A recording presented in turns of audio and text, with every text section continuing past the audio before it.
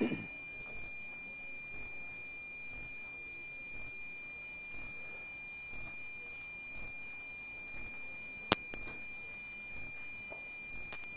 good to see you again. Man, seems like we get started, we stop for a week, we're getting started again. Hopefully we can get a little momentum going as we continue on.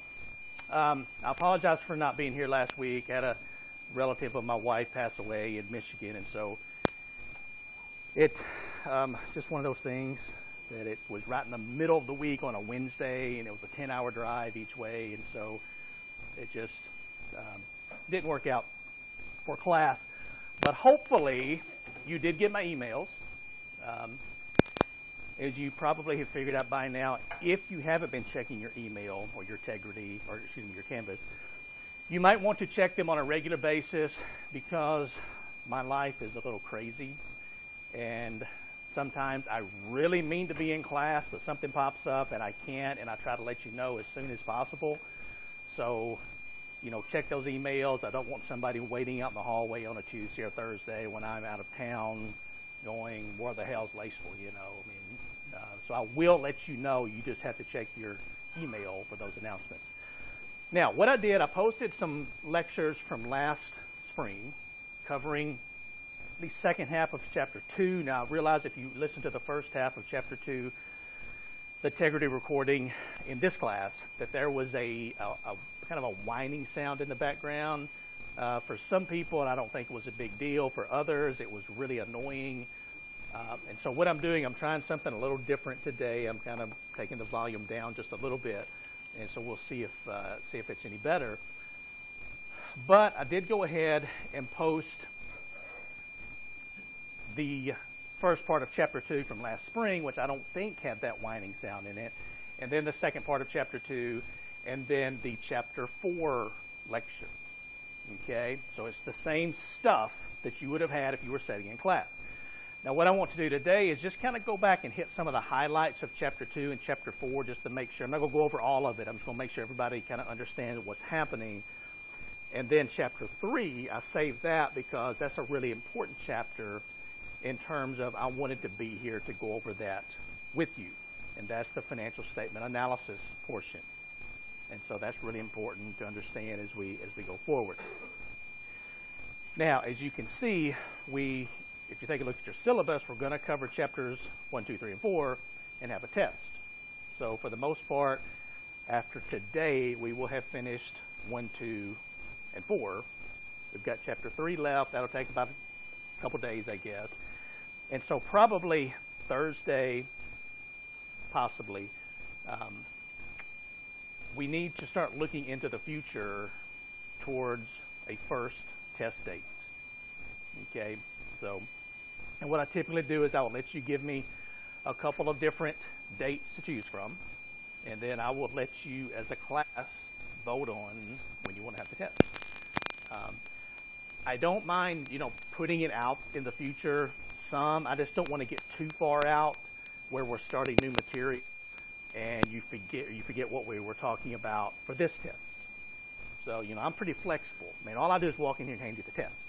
So it doesn't really matter to me when we have the test. It's whatever works out best for you. Now, since we've been out of class for a little while, are there any questions about anything?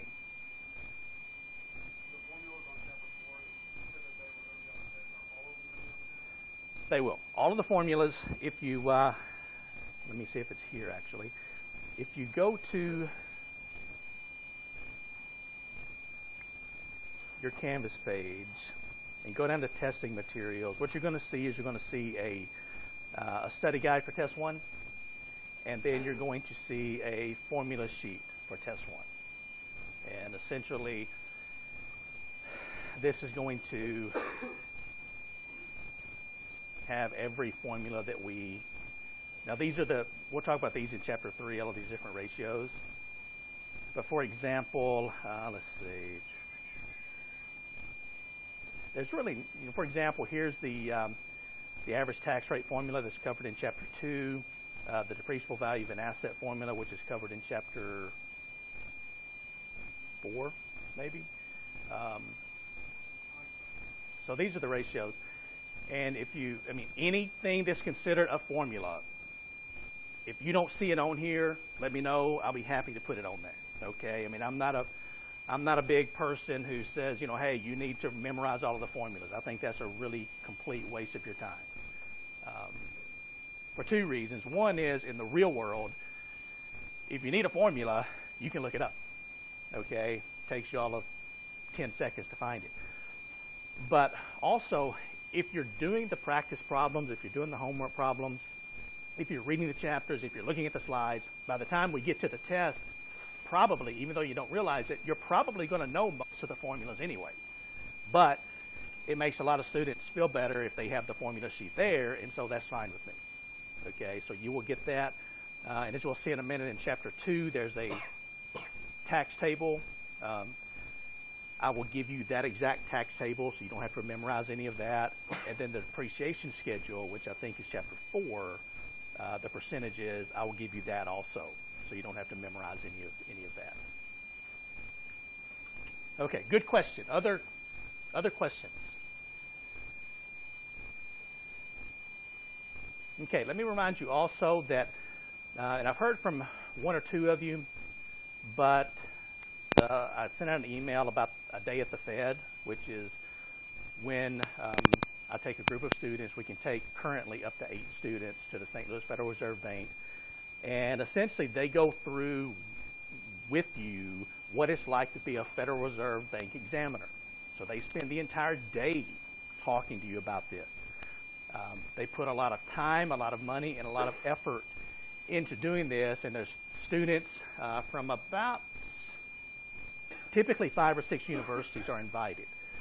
So it's actually it's pretty prestigious to just be invited.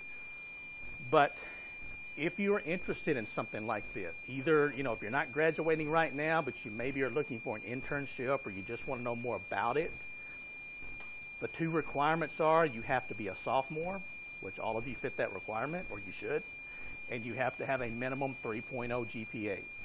But if you're a business major of any type, you don't have to be finance, you don't have to be accounting, just a business major of any type, and you're interested in going, then let me know, because I have to have whoever's going selected, and you have to register yourself by Friday. So I've got a link that you just log in and register. It's pretty much free. If you need a ride, I'll drive you up there in a van. We pay for the hotel room. You're fed breakfast, you're fed lunch. Typically, maybe the only thing you might be responsible for is dinner that night, and I'll even pay for that if possible. And then I'll pay for your dinner on the way back that night. Some students like to ride together, and they say, hey, we're going to St. Louis anyway, let's spend the weekend there. And so they drive themselves. So you don't have to ride with me if you don't want to, but if you are interested, or if you know somebody who's interested and fits those minimum qualifications, please contact me as soon as you can, letting me know, so that I need to make my choices and get the links to you so that you can register for that. Okay, so a really good opportunity if you're interested. Also, the Office of the Comptroller of the Currency, the OCC, which is another federal bank examination agency, their hiring window opens today and is open until October 7th, I think. I'm going to send out an email via Canvas to all of you about that. So in case you're graduating in December or in May and you're interested in that, again, typically it's any business major. And I don't think they have a minimum GPA requirement, but they're looking, they're hiring all over the country. So I'll send that to you. If you're interested, that's where I started my career, with the Office of the Comptroller of the Currency. I've got several former students who are working there now, and that's a big help when it comes to getting you in the door for those jobs. So if you're interested in that, let me know. I'll be happy to talk to you more about it. I think the starting salary is $50,000, a flat $50,000 plus a pay differential depending on where you're working. So for example, if you're working that's the base, 50, and then if you're working someplace that has a higher cost of living, they might increase your pay by 5% or 10% or even 25%, depending on where if you're working in San Francisco, which is one of the highest paid differential areas, then you might be starting at 85,000. But that doesn't mean you're going to be wealthy in San Francisco. Okay. So again, if you're interested in any of those, let me know. I try to pass along jobs as I receive them, and especially ones that I think are really good jobs or ones that our students have had success getting in the past. Okay, that's kind of that pipeline that I've talked to you about that I want all of you to do, and I've been working on this for a long time now, is when you graduate, when you get a good job, when you're successful and you move up the ladder to the point where you can make hiring decisions or you can help out, let me know about job openings, then please call me, email me, and say, hey, remember me? I was in your class. We've got an opening. I'd love to be able to help a Murray State student out because I remember how difficult it was when I was looking for a job. So full-time job, internships, whatever. I mean, that's what it takes to be successful, and for you to be successful, a lot of times is simply to get your foot in the door and get started. Somebody gives you an opportunity, and then you have to remember, I've always heard people say, don't forget where you came from. Well, I mean, that's essentially, students have been really good about that, emailing with jobs and other opportunities. All right. So let's take a look really quickly. We're just going to kind of go through some overviews of chapter 2. This is where we left off. We were talking about financial markets and institutions. Now remember, this is where we were talking about the operating environment of a corporation. So I think we left off here with corporate taxes. I'm not going to spend a lot of time talking about this, but I do want you to at least be familiar with why this is important. Now, the reason that we have this in Chapter 2 in the operating environment of a corporation is because corporations, just like individuals, pay income tax. And in the United States, as in most other countries in the world, we have what's called a progressive income tax system. Now, can anybody tell me what that means? What's the definition of a progressive income tax system? That's pretty simple. The more you make, the higher percentage of your income you pay in taxes. And that's the income tax system we've had forever. Now, there are other types of tax systems. What are some other types of tax systems that we could possibly have for individuals and or corporations? A flat tax. What's a flat tax? Okay, a flat tax basically means everybody pays the same percentage of their income in tax. So we could set a 10% flat tax system, which means if you make $100,000, you pay 10% of that or $10,000. If you make $20,000, you pay 10% of that or $2,000. Okay? Some people, typically with every presidential election, we have a candidate normally running on a flat tax platform, saying let's redo the IRS, or let's do away with most of the IRS, let's make the tax system a lot simpler, let's do away with the loopholes, and let's just have a flat tax system so that everybody pays something. And maybe it's right, maybe it's wrong, I don't know. And then we could also possibly have what's called a regressive tax system. Now, I'll go ahead and tell you, we're never going to have that, okay? But at least theoretically in textbooks, they talk about it. And what a regressive tax system is, that means that the more money you make, the lower the percentage of your income you pay in taxes. So it's just the opposite of a progressive tax system. So again, we're not going to have that, so we're not going to talk much about that. A flat tax is an interesting proposition. I think it has some merits in terms of fairness. But what we have right now is a progressive tax system. And I know most of you in here are not going to be tax professionals. Okay? I'm not a tax professional. But all of you, at least on a personal basis, are going to pay income tax. So it's important for you to understand. You don't have to know everything about it.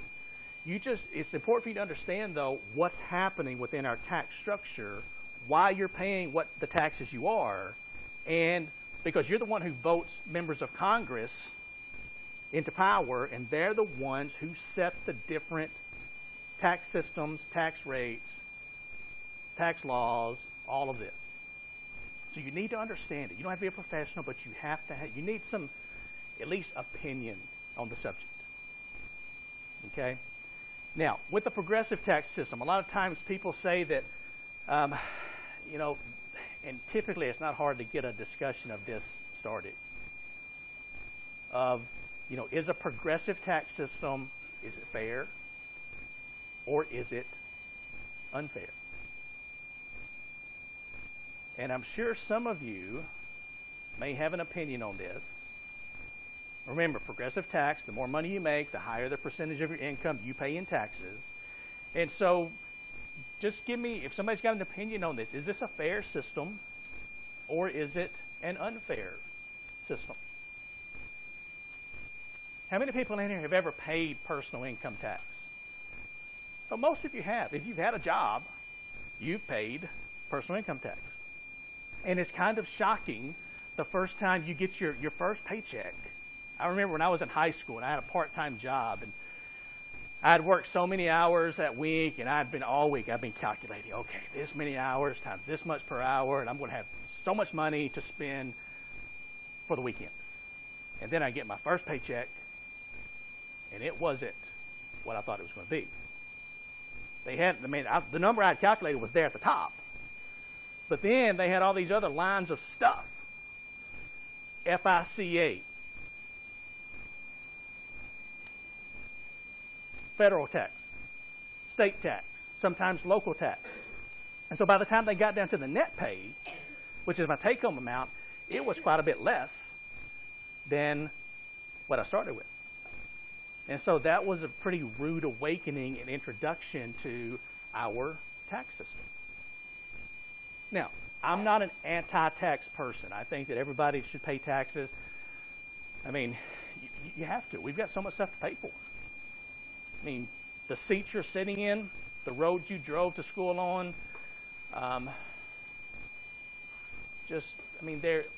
we could spend hours talking about what our taxes pay for. Now, admittedly, our government and most governments are not very good at spending what comes in terms of keeping it even. We typically spend more than what comes in. That doesn't work for you or me. I mean, I have to pretty much live on what comes in. If I spend more than what comes in, I'm borrowing money and eventually I have to pay it back. And with the United States government, that's what we're doing. We're spending more than we're bringing in. We're borrowing money at a very, very fast rate. And at some point in time in the future, it's going to have to be paid back. I'm probably not going to have to worry about that. You may not have to worry about it. But your kids, your grandkids, somebody is going to take a huge hit whenever that happens. Now, let's go back to the original question. Progressive tax system. Is it fair or is it unfair? What? Well, I'm asking you. It's fair? Why is it fair?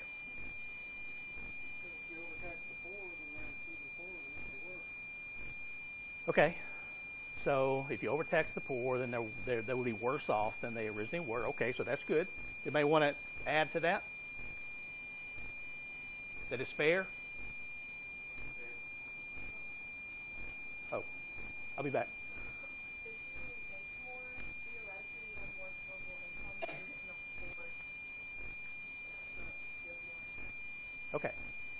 Okay, so that's one of the basic arguments of a progressive tax system is that when it comes to living, there are certain things you have to have. Food, shelter, clothing.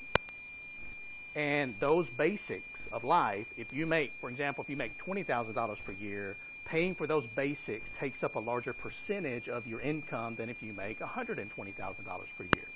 So the person who makes $120,000 per year, has more left over with which they can pay taxes. Make sense? That's kind of the argument. Now, somebody else want to add to that?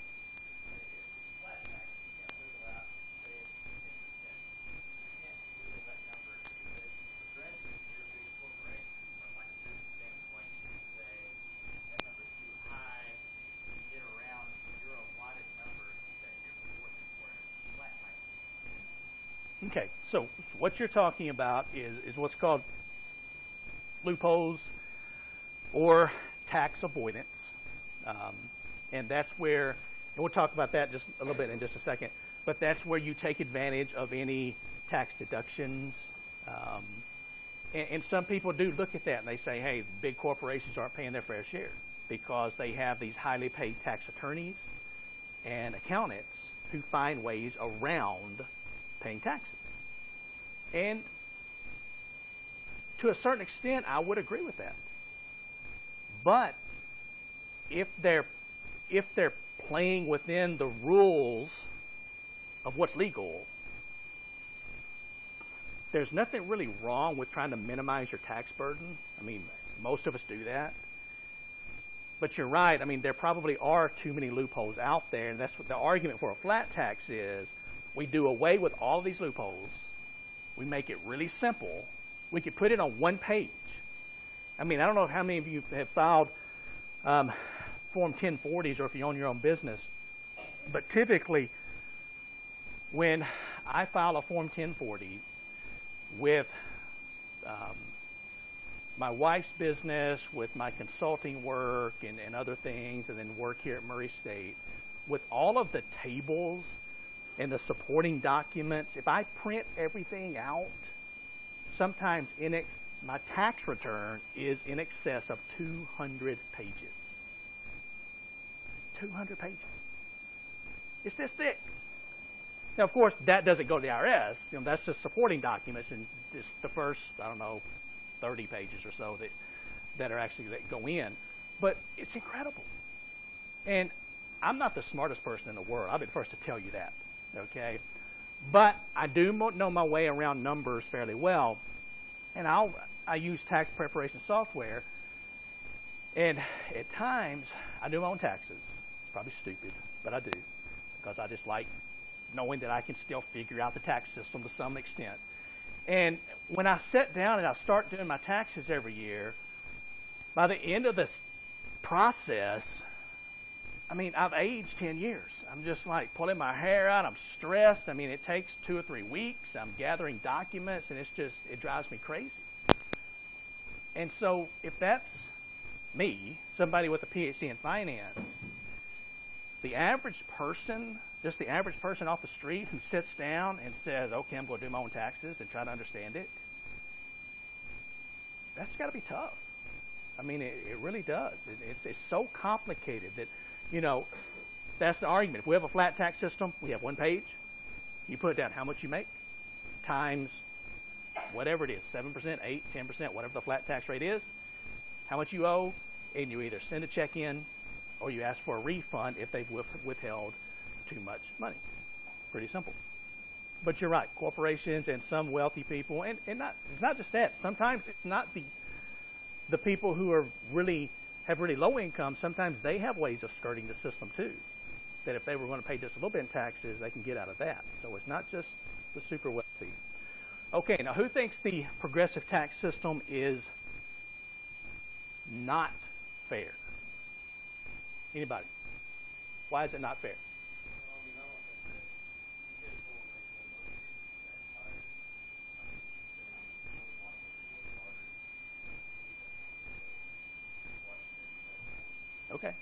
Okay, that's a good argument.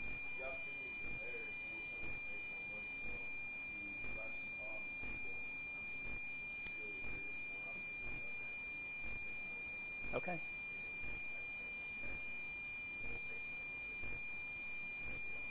And that's an argument that's heard a lot against a progressive tax system. That's good. Anybody else want to jump in on that? Honestly, I think that's great to a point like Microsoft. Because donate starting up for the first 5 or 10 years, maybe you should get that tax break. But once a company is self-sufficient like Microsoft is, and it's just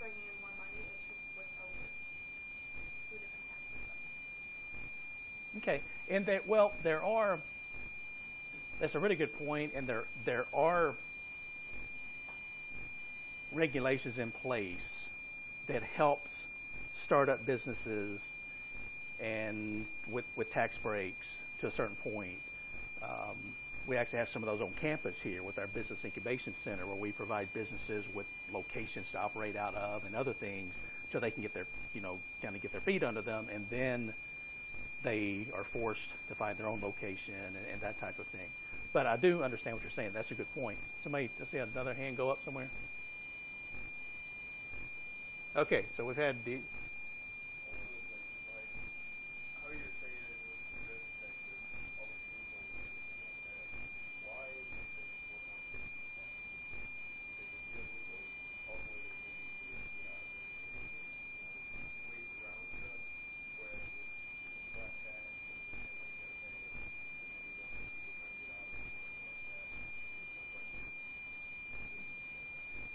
That is, I agree entirely.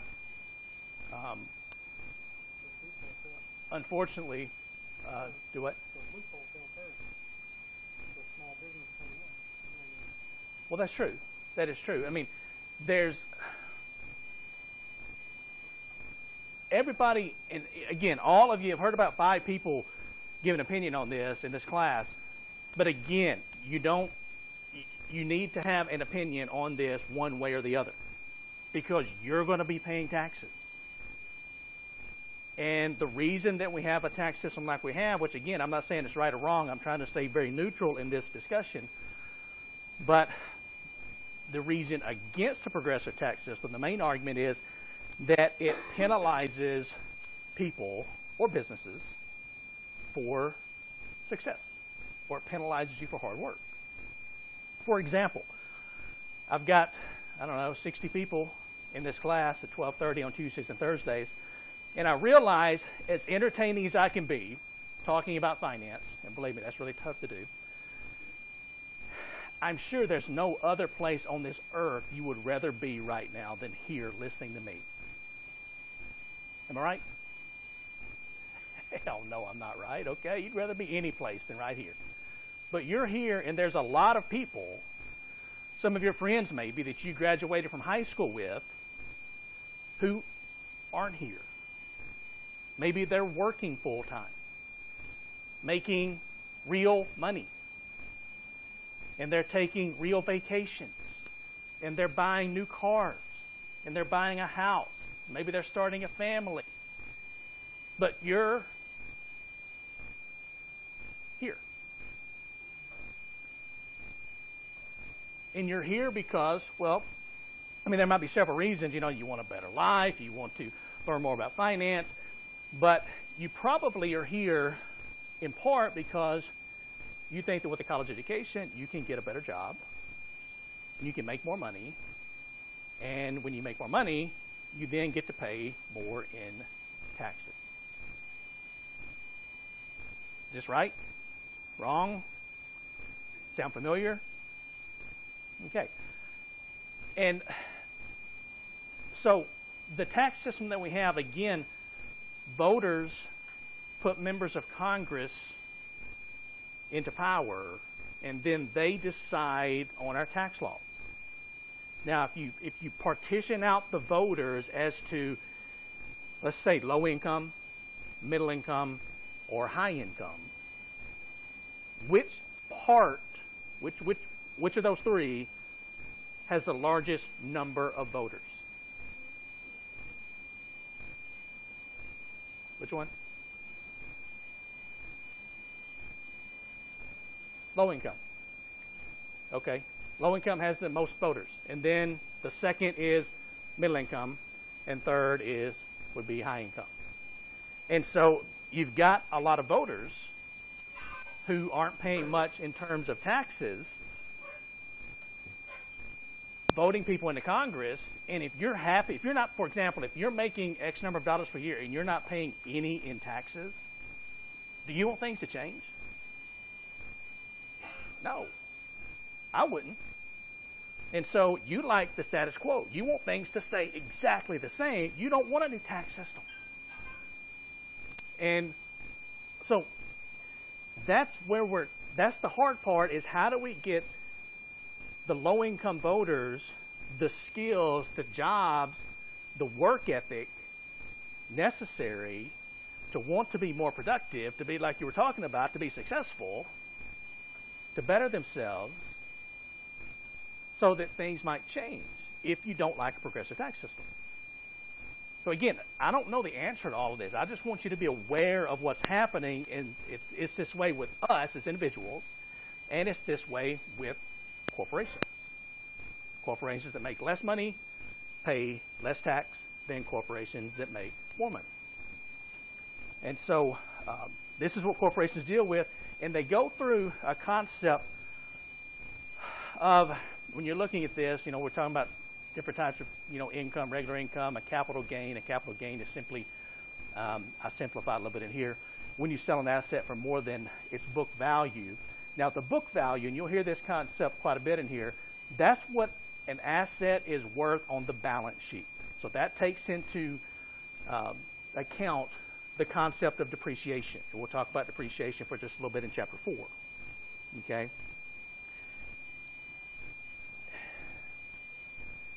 Now, this is a corporate tax table. I talked about this in the integrity video, so I'm not going to spend much time here, but you need to know how to calculate taxes using this tax table. And basically what it shows us is it gives us a range of income. So here's our first range, 0 to 50,000. And then if your income falls, if you're a corporation that falls within this category, you're going to pay 15% on the amount of income that you have. We call that taxable income. And if you, for example, if you fall within 50 to 75,000, this is supposed to be a kind of a step saver. I think sometimes it confuses people a little bit more than it actually helps. But what you have is, in this category, 50 to 75,000, you have a base tax of $7,500, plus you're going to pay 25% times any amount over $50,000. Now, notice this base tax, this is simply the maximum in this category, 50,000, multiplied by 0.15. So it just gives you a starting point, so you don't have to go through the two steps. You just have basically the $7,500 plus the amount over $50,000. And you can just keep on going down the list. Now here it looks like the tax is actually lower, but it's actually not, because what happens is your base increases. So your average tax rate actually increases at this point. And this is an example that if you want to go through this and kind of walk through the process, if this says if your corporation has a net income of $8 million, first of all, we would go back here, find out where we fit in there. So this the $335 to $10 million category. Your base tax is $113.5 or $113.9 plus 34% times any amount over $335,000. And so that's what we're doing here. Here's the base, 34% times any amount over $335,000. And so if we take the $10 million minus the $335,000, the difference is the $7,665 times the 34%. So this is that amount of tax. Add it to the base, which means you'd pay a total of $2,720,000 in taxes. On the first test, you're going to have one or two questions using the tax table, and I will give you this tax table just like you see it here. I will give you this on the test. And once we're finished with this chapter, you don't have to worry about the tax table anymore. Okay? We typically simplify it from here on out, and we'll just say that if a corporation is paying taxes, that they're paying taxes at the 30% rate or 35% or whatever. Okay? But you do need to understand how to use the tax table for this test. Is everybody pretty clear on this in terms of how to use it and how it works? I think if you go through the examples, you can see that. A lot of this, again, you can watch in the video. Average tax rates, marginal tax rates, interest income, dividend income. What this is talking about is for corporations, if you fit within certain categories, now your interest income is fully taxable. So if you're a corporation and you own bonds, for example, government bonds, and you receive interest income from those bonds, you have to pay tax on all of that money.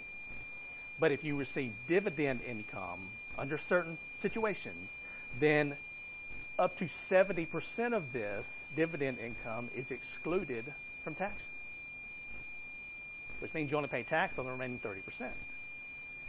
Now, this is a huge break for corporations, and the reason for the tax break is the government is trying to motivate corporations who have a lot of cash to invest. They're trying to motivate corporations to invest in other corporations.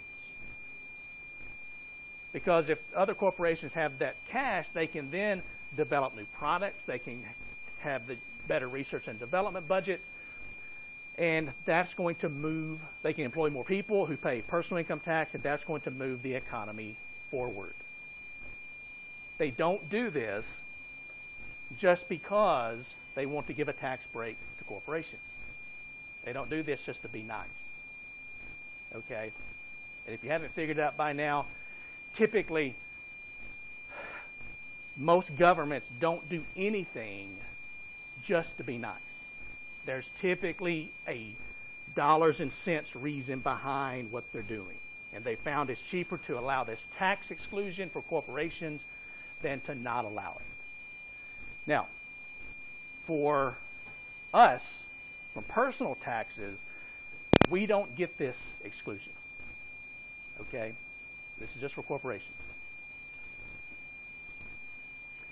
And then there's something called a tax loss carry back and carry forward. What I want you to know about this is really the first bullet point here. It says if a corporation has an operating loss, it can carry back its loss 3 years, and it can carry the loss forward up to 20 years. Now, without getting into the math of this, because you don't need to understand that, there's no calculations here. This is simply saying that if a company has a really bad year and they lose a lot of money without this tax loss carry back and carry forward, they might just have to declare bankruptcy and go out of business, which means their employees are out of work. They're on social welfare programs. They're not paying income tax. But with the tax loss carried back, if a company has a really bad year, what they can do is they can go back, and I'm simplifying this some, but they can file an amended tax return and essentially go back starting 3 years and receive back any taxes that they paid 3 years ago to help them make it through the year. And then they can go back 2 years. And then they can go back 1 year. And then if the loss is still there, they can start taking that loss forward to help them pay less taxes up to 20 years into the future. And this is a pretty common thing for a lot of corporations because we go through business cycles, and especially during recessionary periods, you have a lot of companies that they have negative income. You don't pay taxes on negative income, okay? But you do get to take advantage of the tax loss carry back and carry forward. Now, just a little tip here.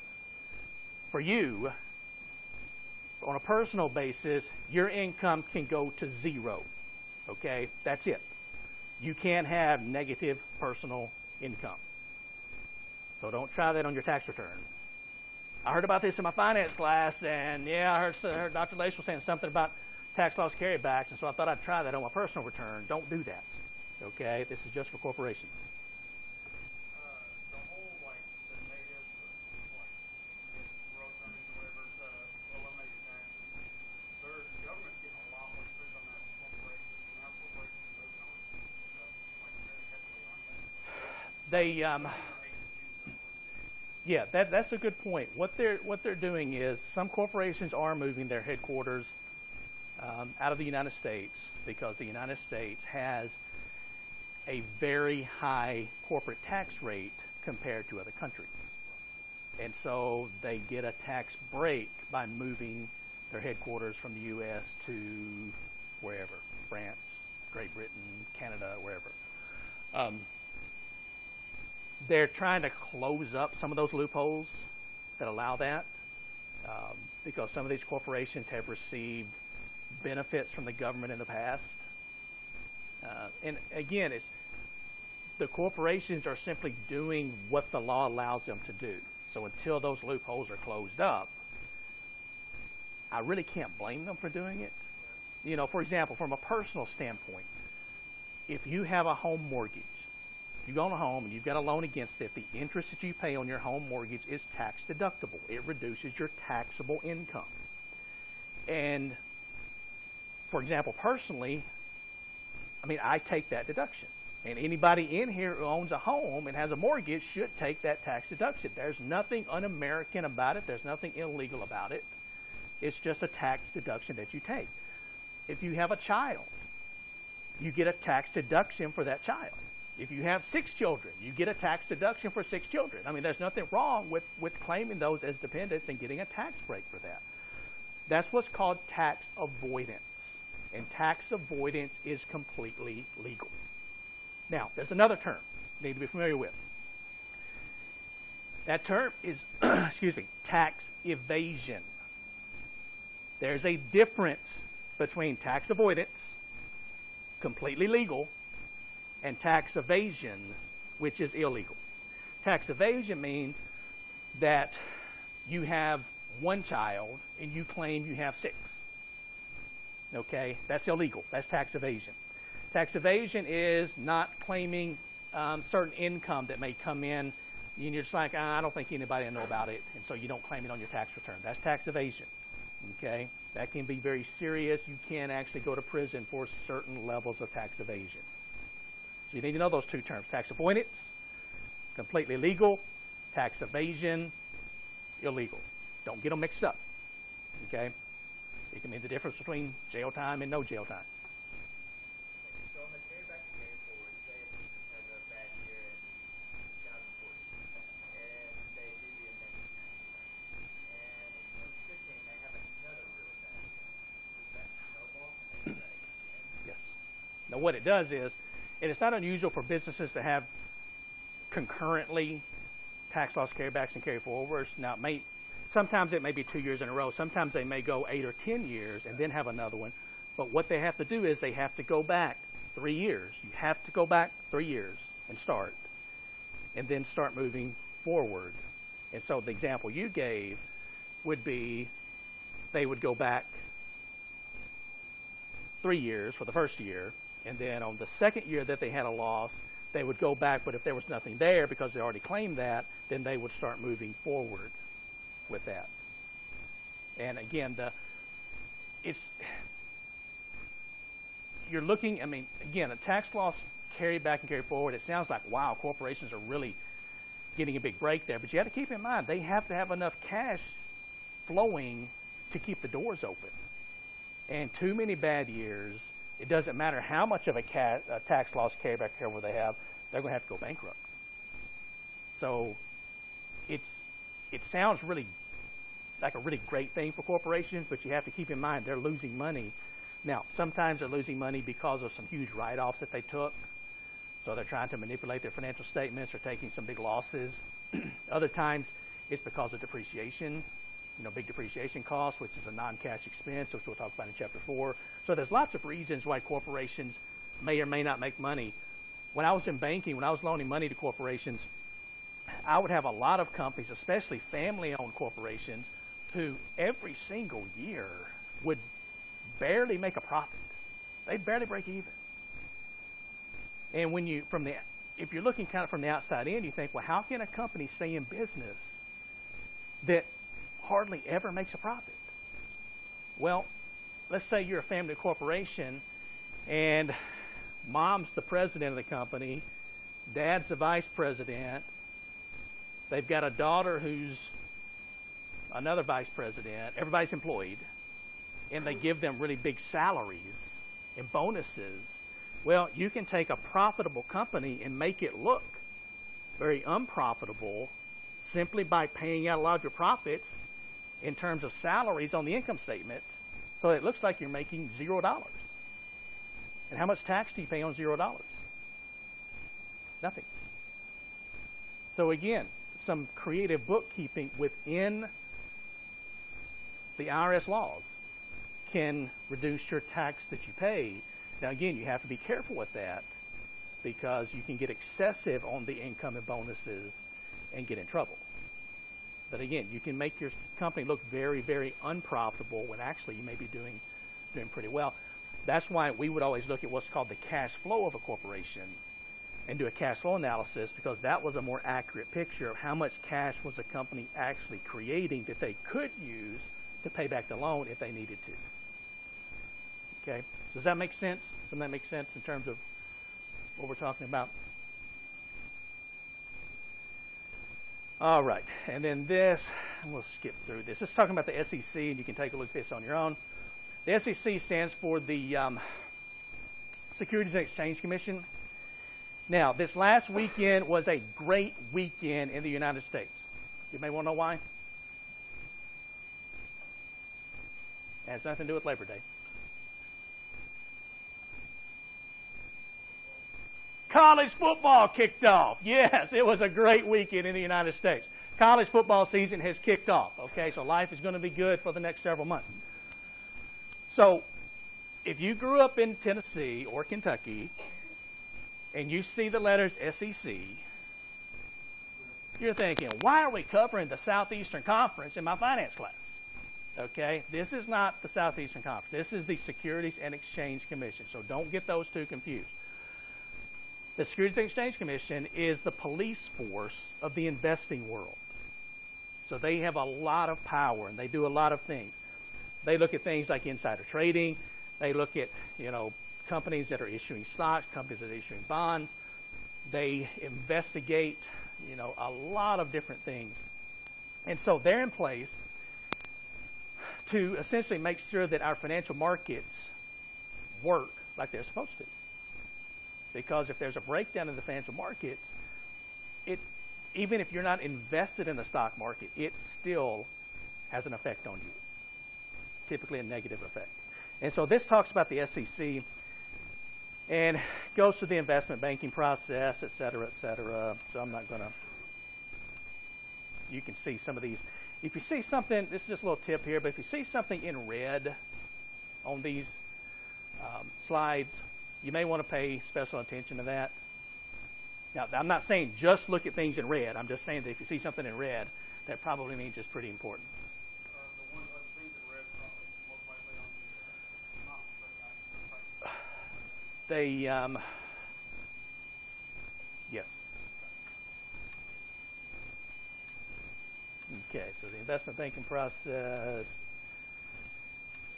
And all right, so that's chapter 2. That's a really quick. Again, you can go back and look at the integrity video, and it'll explain that a lot more. Let's take a real quick look at chapter 4. Now, what you notice about chapter 4 is there's a lot of chapter 4 that is skipped in terms of the slides here. And I'll do that on some chapters. Some chapters we only cover parts of it, and I'll try to let you know, which part is important, which part's not important, because I don't want you. If you want to read every page of every chapter, that's fine. I'm not going to tell you not to. But if there's certain parts of it that I don't think is going to be important, I will go ahead and let you know that in advance. For chapter 4, we're looking primarily at cash flows, depreciation, and just a very, very small section on financial planning. Now, the reason for this, and I'll actually point out what you need to know about the financial planning part of the chapter. Financial planning used to be an entire chapter in this book by itself. And it used to be chapter 14, I think it was. So you went through the basics. You had a really good understanding of the basics of finance. And then you covered financial planning. Well, for some reason, when the new version of the book came out, they moved it from chapter 14 by itself to part of chapter 4. And that doesn't fit really well within the lineup of chapters. Because to understand financial planning, you have to understand finance, the basics of finance. And we really haven't gotten into that yet. Okay? So that's why when it comes to financial planning, I'll show you there are actually 3 things that you need to know in the study guide, and that's basically it. A lot of this chapter deals with depreciation. And in your accounting classes, you've talked about depreciation. This is the definition, or a definition. There are different definitions. Depreciation is the allocation of the historic cost of an asset over time. Can somebody explain that to me in simple terms? What does that mean?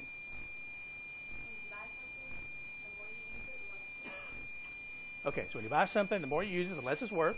Okay, I'll go with that. Anybody want to add to that or give me a little different version? Why is it worth less? Okay, so you got some value out of it.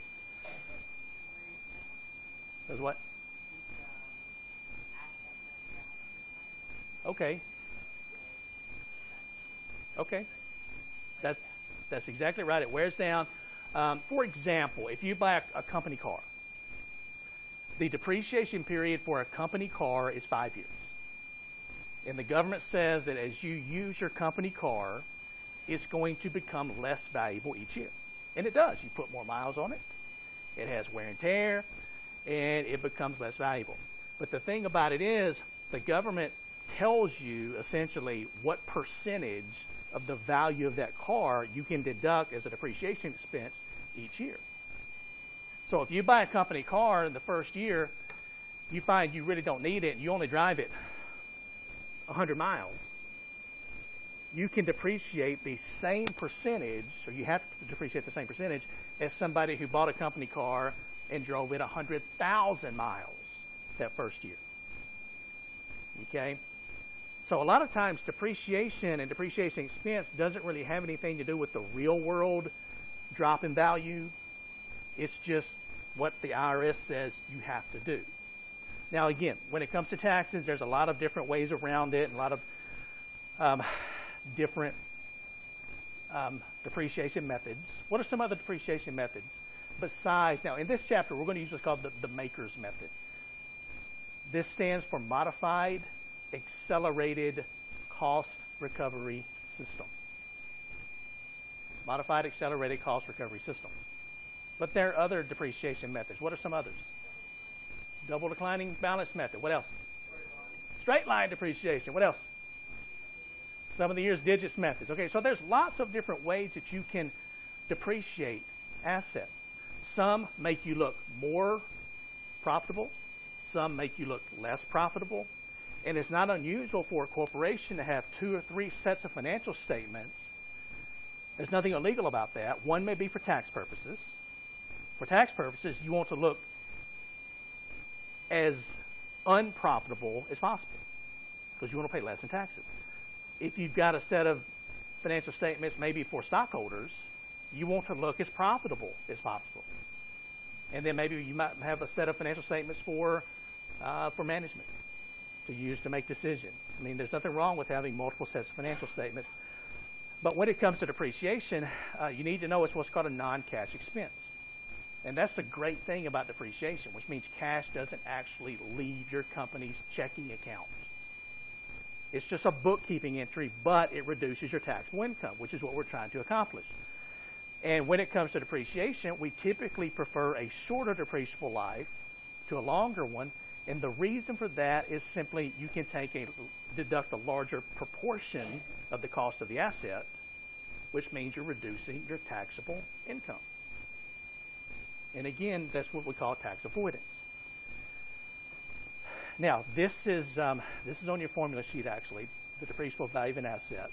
And there's a couple of other things besides just the cost of the asset. The depreciable value is equal to the cost plus delivery plus installation. Now, these other two, this is a really good thing for a business because you want to depreciate as much as possible. And if you just depreciated the cost, there are some assets that you buy that delivery and installation may be as much or more than the cost of the asset. For example, I was driving through Central Illinois yesterday, coming back home, and saw some of these big wind turbines. Now, have you ever seen a truck carrying just one arm of one of these giant wind turbines, just one blade? down the highway. They look big from the road, interstate, but they're huge when you see one in person. I mean, the arm is huge. Can you imagine how much installation of just one wind turbine, the entire process, the 3 blades, plus everything else, how much the installation is, delivery and installation? I mean, it's incredible how much it would cost. But if you're putting in a wind turbine farm and you're putting in lots of these, you can deduct the cost of the wind turbine, the delivery cost of the wind turbine, and the installation cost of the wind turbine. That's all depreciable parts of the asset, which is a good thing for you because that means you get to depreciate a lot when it comes to that. Okay, so under depreciation, under the maker system, it'll typically go from 3 years, property class of 3 years, up to around 30 plus years. Depends on the year that we're looking at. So this is just the first 4 classes. Okay, this is not all, but it shows you what falls into the different depreciation schedules. For example, computers, printers, company cars, company trucks are depreciated over a 5-year period. Office furniture, fixtures, railroad track, depreciated over 7 years. And again, it's just going to keep going down from 10 years all the way down to 30 plus years. Now, based on the different percentages, or the different classes, these are the percentages that you can depreciate each year for an asset. So, we talked about a company car earlier. A car fits into the 5-year category. So this tells us that during the first year, you can depreciate 20% of the depreciable value of that car. So if your car costs $30,000 total, that's the depreciable value. The first year, you can depreciate $30,000 times 0.20 or $6,000. So on your income statement, it's going to have depreciation expense $6,000. Okay, so you're reducing your taxable income by $6,000. The second year, you can deduct 32%. And then the third year, 19%, 12. And then if you'll notice, each one of these categories, 3, 5, 7, and 10, has an additional time period at the very end. And it's typically a really small number. And the reason for this is because, I don't know, let me go back here and see if I've got this here. Okay, I don't. The reason for this is because the maker system uses what's called a half-year convention.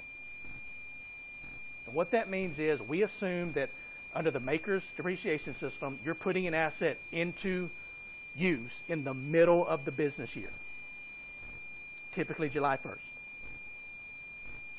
So your business year is going to go from July 1st, and then you're going to get the use of the asset, but it's going to essentially go around the calendar. And so this last small percentage for each one of these, for example, the 5% here, this is the last 6-month period that the asset is in use.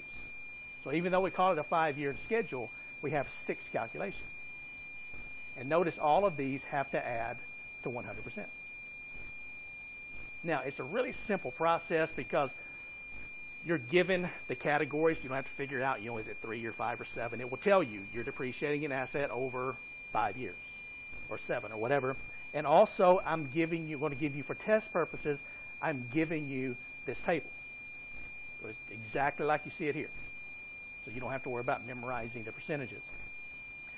And you can see an example here of depreciation, how we calculate it. It's really simple. This is an asset which has a depreciable value, an installed cost of $40,000, and a recovery period of 5 years. And so these numbers, these percentages, these come from the table here under the 5-year schedule. The 20, 32, 19, 12, 12, and 5. So that's what we see here. So we take the $40,000 for the first year, multiply it by 20%, and the first year's depreciation is $8,000. The second year. Now, what a lot of students want to do initially is they want to take the $40,000, we get to the 8, they want to subtract this, and then start with 32. Okay? We don't do that. You're going to use $40,000 for the entire in this case, 6 period. And we're multiplying the 40,000 by the appropriate percentage, and you have the depreciation expense each year listed here. And once you add them up, it should equal the initial depreciable value. For my accounting students in here, you might have talked about things like salvage value. Typically in this class, we don't worry about that. Okay, we're fully depreciating the asset, so it goes down to 0. We don't worry about salvage value. We don't worry about recapture depreciation. We're not worried about any of that. We're just simplifying it. Depreciable value times the appropriate percentage. Okay. Is that what you want to ask about? And here's an example you could work through. I don't know if I've got it calculated. Okay, I don't.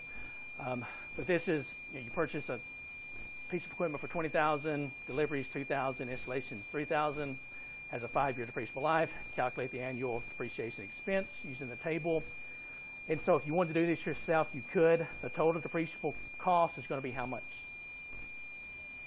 $25,000. The 20 plus the 2 plus the 3, $25,000. And then you'd simply take the $25,000 and you would set it up like this. And since it's using the 5-year schedule from the table, you could actually just use these percentages. So you take 25,000 times 0.2, that would be $5,000, and then you just keep going down. Now, for something like this, for test purposes, typically, I'm not going to ask, I can't ask you to calculate an entire depreciation schedule. But what I might ask is, for example, I might say that an asset has a depreciable value of $40,000. It's being depreciated over 5 years. What is the depreciation expense for year 3? And so you need to know, okay, I'm going to the table. I'm going to find year 3, 19%, multiplied by 40,000. The depreciation expense is $7,600, or something similar to that. So is everybody pretty good with depreciation? It's not the most exciting topic in the world, I know that, but you need to understand it for the test. All right, and then the rest of this, it goes into what's called, talks about a Section 179 deduction. This is, and I'm not going to test you over this, okay? But this is if you own your own business. For example, if you own a small business, maybe you own a lawn mowing business, or even whatever kind of business it might be. If you fit into certain categories, and it can actually be a fairly, in terms of asset size, large business, you can deduct the entire cost of a business asset during the year in which it was purchased. So for example, for my consulting business, if I buy a new laptop computer this year, I could take the Section 179 deduction, and instead of having to depreciate it over 7 years, I could depreciate the entire cost this year. And that's a big help to small businesses. So if you own a lawn mowing business and you buy a new lawnmower this year, you can deduct the entire cost of that lawnmower this year. You don't have to worry about depreciating it out over several years, which is, again, a big help to you in terms of reducing your taxable income. And it's completely legal. And so this kind of goes through and talks about the Section 179 deduction. Okay, the last part of this talks about cash flow. It talks about 2 different types of cash flow, the accounting definition and the finance definition. This is the accounting definition. Net profit after taxes, that's the very bottom line of the income statement, plus depreciation. Now, why are we adding back depreciation to come up with the total cash created by the corporation? Because it's a non-cash expense. That's exactly right. So we said the cash isn't actually leaving your company. So when we get down to the bottom line of the income statement, this will make more sense when we go back and hit Chapter 3. But we had our sales. We subtracted out cost of goods sold. Then we subtracted out operating expenses. And then we're going to subtract out what's called depreciation expense. We get down to taxable income. We pay taxes. And we get down finally to net income after taxes. The very bottom line. But remember, the depreciation expense further up the income statement, that cash never left our company. So if we go down to net profit, add back in the depreciation expense that never left, that gives us an accurate depiction of how much cash did our company actually create. And it's that cash that we then use to pay bills, invest, whatever. Now, that's the accounting definition. The finance definition is just a little different. It starts further up the income statement with earnings before interest and taxes. We subtract out taxes, and then we add depreciation. The difference between the finance definition and the accounting definition is that interest is left in the finance definition. Interest is taken out of the accounting definition because we start at the very bottom of the income statement. The reason for that is simply, under the finance definition, we're considering interest as a necessary part of creating the cash flow. In the accounting definition, we don't. Is one better than the other? Is the accounting definition better than the finance definition? No, it's not. As long as you're consistent, you can use either one. Okay? So, but don't get too caught up on this and cash flow. I just want you to know that there is an accounting definition and a finance definition. But you don't, I don't think there's any actual calculations of cash flow on the test. And this kind of takes you to an example that if we had more time, we would work through. And then, okay, this is a financial planning process. So what I want you to know about this is basically this one slide. It says the financial planning process begins with long-term or strategic financial plans that in turn guide the formulation of short-term or operating financial plans. So what this is saying is, with a corporation putting together some financial plans, you want the big picture first, the long-term plans, and then you, to get to that, you form smaller short-term financial plans. And then another part of this is two key aspects of financial planning are cash planning and profit planning. Cash planning involves the preparation of the firm's cash budget. Profit planning involves the preparation of pro forma statements. What does pro forma statements mean? What's pro forma represent?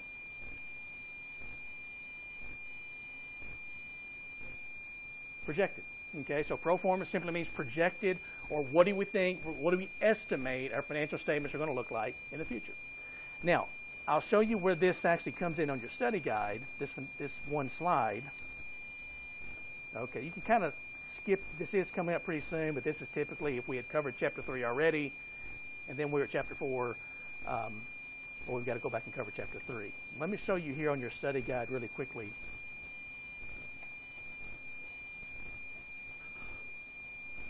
Okay, so if you go to your, let's see, go here.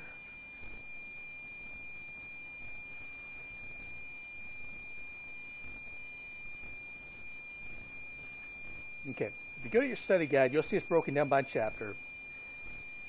And so it'll cover, for example, Chapter 1, Chapter 2, Chapter 3, which we're going to cover next, then Chapter 4.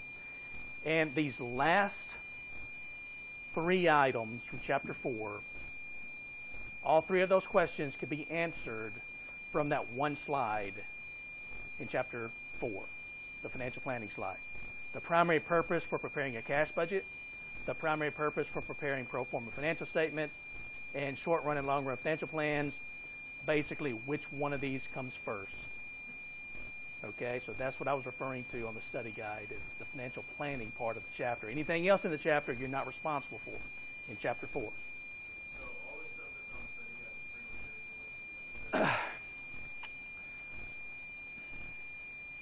everything else. Oh, that's a good question. And I really don't like that question, although I don't blame you for asking it. I wouldn't say it's everything, but if I were just going to study, if I just had a limited amount of study time, I would start with the study guide. Okay? Do I want you to read the chapters? Yes. Do I want you to look at the slides, look over the information? Yes. Do I want you to work all the homework problems? Yes. But that's a really good base for preparing for the test. So if you know it's 30 days, You're pretty good, yeah. Yeah. That answer your question? Okay. All right. Other questions today? We'll get started on chapter 3 on Thursday. If you would, 2 things. Bring your textbook on Thursday and bring a calculator on. It doesn't have to be a financial calculator, just a calculator on Thursday. Okay? So book and calculator. Have a good day. I'll see you on Thursday.